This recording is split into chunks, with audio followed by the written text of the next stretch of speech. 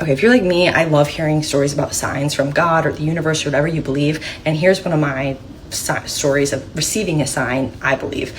I was back in April, I was going to a retreat, and it was my first time leaving both my kids at the same time. And I had some drink vouchers, and so when the flight attendants came by, I got a glass of wine, and she said, if you want another one, just let me know. And I was like, well, it's my first time leaving my kids after having my daughter, so I'll probably want another one. And she was like, oh my God, it's my first day back after having my daughter. And I was like, oh my gosh, how are you? How are you feeling? How are you handling it? And we talked a little bit, and I was like, here, let me give you these. And I gave her some stickers for Welcome Mama, and I told her about matrescence and what I do. And she started tearing up and was like, oh my gosh, I needed this. Like, I needed to meet you today. And I was like, I needed to meet you today. And we talked on and off the whole flight, and then it was time to, like, they went through their last call and everything. We talked one more time, and I was like, what is your name? And as I said, what is your name?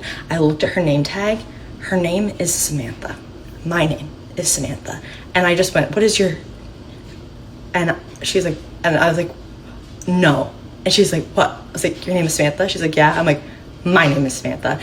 And so we ended up following each other on Instagram. We've been friends, and I talked online there, and I had a rough day today, and she sent me a message of encouragement, and it's just another like sign and a reminder of what it meant to me that day to meet her and to have the affirmation that I was where I was meant to be, and I was going where I was meant to go, and then to have that reminder today that I am doing what I meant to do, and I am doing what's important, even after getting some crappy comments on TikTok, is just another sign for me. So love Samantha, and let me know if you have any crazy stories in the comments.